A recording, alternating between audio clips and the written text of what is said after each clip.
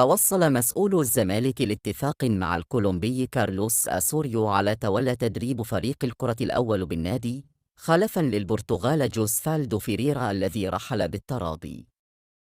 تعرف على مدة تعاقد الزمالك مع الكولومبي كارلوس أسوريو، ومن المقرر أن يصبح عقد أسوريو مع الزمالك لمدة 1 و4 أشهر، مشروطة بتحقيق الخواجة الكولومبي البطولة العربية التي سيشارك فيها الفريق الأبيض.